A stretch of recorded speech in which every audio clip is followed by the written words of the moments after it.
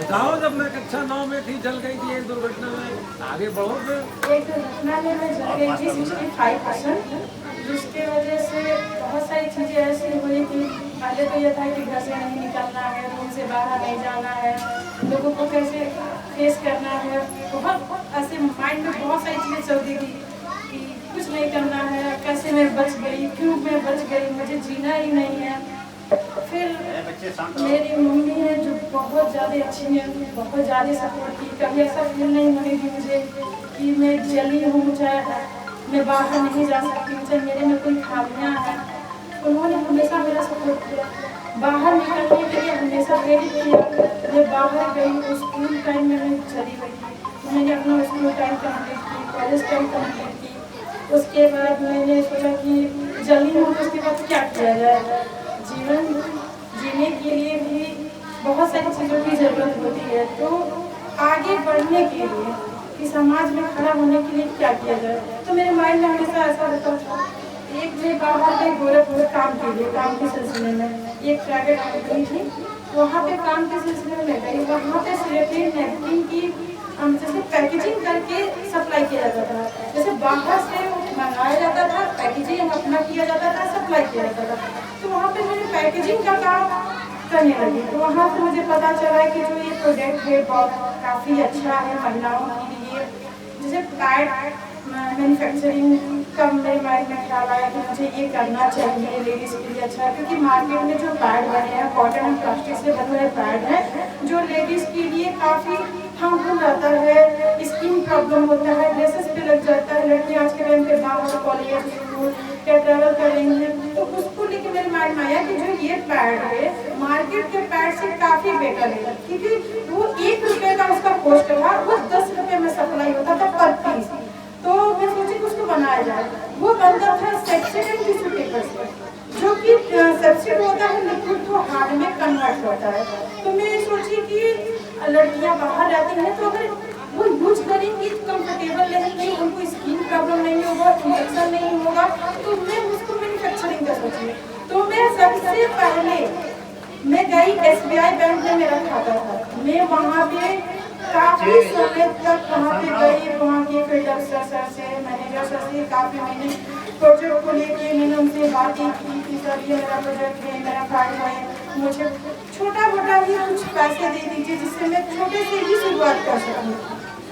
पर उन्होंने साफ मना कर दिया, रिजेक्ट किया, रीजन भी नहीं बताया कि किस वजह से रिजेक्ट कर दिया। उसके बाद मैं बड़ौदा यूनियन बैंक में गई, जहाँ पे मेरे सर से मुलाकात हुई। मैंने इनको अपनी स्थिति बताई कि सर मेरी यही स्थिति है और मुझे कुछ करना है। तो इन्होंने सर ने कहा कि ठीक है कोई बात नहीं, अपना प्रोजेक्ट लेके आइए, रिपोर्ट दीजिए। मेरा प्रोजेक्ट रिपोर्ट जो होता है जो CA चार्टर्ड अकाउंटेंट बनाते हैं, मैं वो प्रोजेक्ट रिपोर्ट बनवा के मैं ले गई। उद्यम रजिस्ट्रेशन सारी डॉक्यूमेंट मैंने रेडी किया, मैं सर के पास गई, सर देखे सिलेक्ट किए गए, ठीक है कोई नहीं। 5 लाख का प्रोजेक्ट था मेरा, मैं कम में ही बजट में ही सोची थी कम में ही शुरुआत क्यों ना किया जाए। तो 5 लाख का प्रोजेक्ट था, सर ने देखा सिलेक्ट किया, मतलब इनकी सहायता से वो लोन हुआ, बैंक की सहायता से मेरा वो लोन हो गया, जिसको लेकर मैंने मशीन डाला। मशीन डालने के बाद उसको मैं मैन्युफैक्चरिंग करने लगी।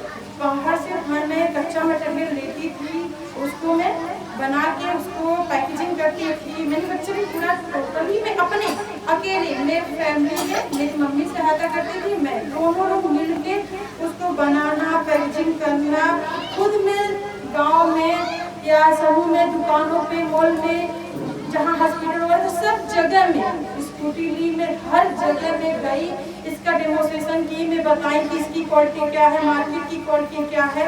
उसके बाद धीरे धीरे लोग समझने लगे, जुड़ने लगे। धीरे धीरे वो 12,000 की संख्या कब बनी, 12,000 की टीम हमारी बन गई। अब वो पैड खूब अच्छे तरीके से बिकने लगा, उससे मुझे पैसा मिलने लगा, जिससे कई सारे कर्जे थे मेरे घर वालों पे, मेरे पे, तो धीरे धीरे मैंने उसको निकाला। उसके बाद बाकी सारी चीजें की हैं। नहीं वो FD बनाने उसके बाद मैंने वही अपनी सिस्टर के लिए कपड़े का दुकान खुलवाया, सिस्टर की शादी की और खेत घर में पैसे लगाए। उसके बाद मैंने कुछ पैसे ट्रैक्टर ली, कंबाइन ली। उसके बाद मैंने FD काफ़ी समय 15-16 लाख का FD मैंने किया। हर मंथली मैंने फिक्स किया 40,000, मतलब 40,000 रुपये हमेशा फिक्स मुझे करना हर महीने का। तो हर महीने 40,000 रुपये मैं फिक्स करती थी।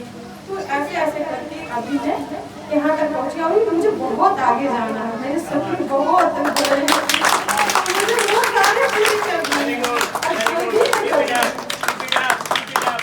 और सुनिए अर्पिता मैडम का विशेष धन्यवाद। हाँ, मैं कितनी बार मेरी मैडम इतनी अच्छी, मैं एक बार में ही मेरी सारी बातें उन्होंने समझ ली। और सबसे ज्यादा कंपाइन में मेरा जो ड्रीम था बस 3 दिनों के अंदर मैं कंपाइन का लोन कर लिया। मेरा कंपाइन जिस दिन मैंने शादी की उसी डेट में कंपाइन आ गया। उसमें सबसे ज्यादा धन्यवाद मैं मैडम का करती हूँ दिल से। आप सबका धन्यवाद। क्या नाम है?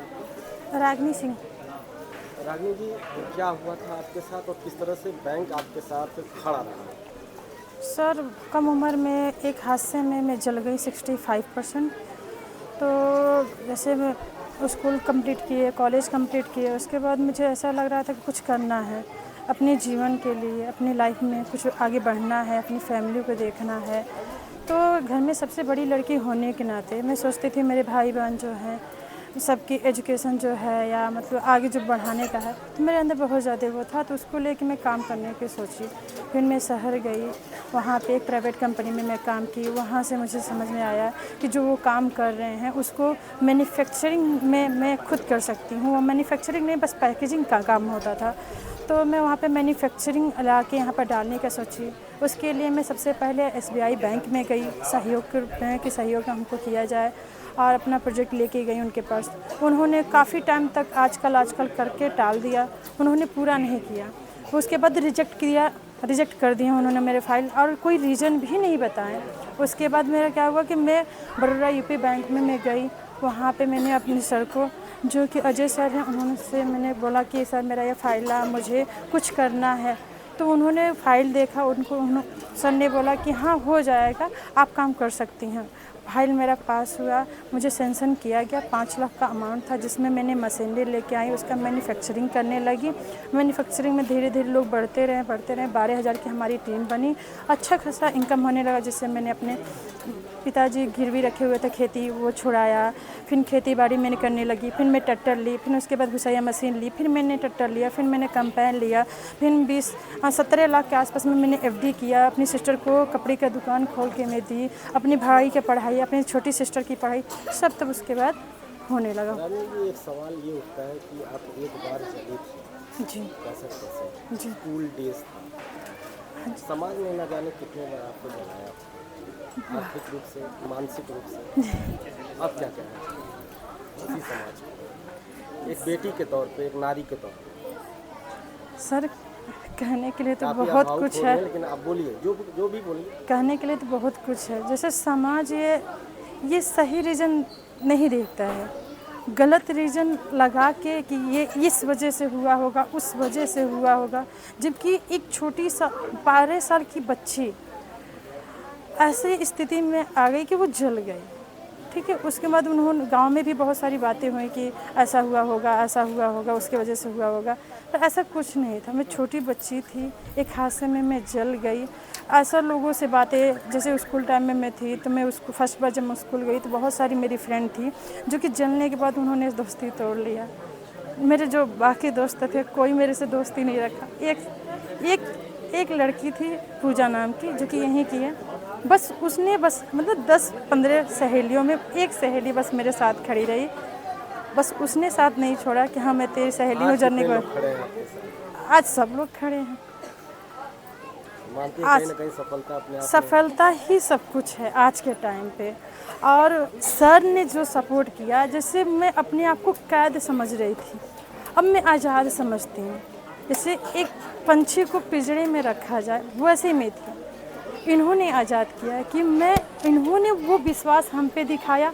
अब मैं वो विश्वास हमेशा कायम रखना चाहती हूँ। अभी मैं कुछ पे हूँ, मैं मानती हूँ अभी बहुत कुछ करना है, अभी बहुत आगे जाना है, बहुत बाकी है। अभी कुछ ही मैं पहुँच पाई हूँ, अभी मुझे बहुत उड़ान भरना है, बहुत ऊपर तक जाना है। और ऊपर से मुझे अपनी ज़मीन माटी और अपनी खेती बाड़ी, अपनी फैमिली, अपना समाज सबको लेके चलना है। सर यहाँ पे बहुत सारी महिलाओं को सम्मानित भी किया गया है और गंगहा शाखा अपने आप में कीर्तिमान स्थापित कर रहा है, इसके पीछे क्या मोटिवेशन है? मोटिवेशन केवल एक है कि लोग सीखें, देख करके सीखें, अपने बीच में होता हुआ देखें, क्योंकि अपने बीच में होता हुआ देखते हैं तो भरोसा करते हैं। आपने अभी 2 स्टोरी देखी साथ साथ, एक में थोड़ा पारिवारिक तनाव के कारण परिस्थितियां बिगड़ी थी, लेकिन आर्थिक रूप से संबल हो करके और आगे और ऊंचाइयों पर जाने की ललक, बजाय आंखों में कोई निराशा होने के, आंखों में एक चमक और ललक। इसी प्रकार से एक दूसरी कहानी भी आपने साथ साथ देखी। और ये ज़रूर कहना चाहेंगे कि बैंक में जितना समय से किस्तों की अदायगी है, उससे ज़्यादा ज़रूरी है कि बैंक में नियमित जमा करके अपनी क्रेडिट बनाएं, अपना आरडी अकाउंट खोलें। इस जंगहा शाखा पे मैंने सीखा, एक डॉक्टर साहब की 50,000 की आरडी चलती थी, एक व्यापारी की 30,000 की आरडी चलती थी। मैंने भी 40,000 की आरडी चलाई, बेटी की शादी में 15,80,000 रुपया मिला।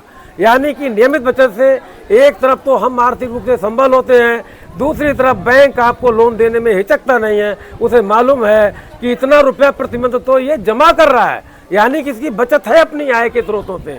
हम जनता से यही आह्वान करेंगे कि सदैव आगे बढ़ें, बैंक उनको कभी भी पीछे नहीं मिलेगा, सदैव आगे लेकर के चलेगा। आपको बहुत बहुत धन्यवाद।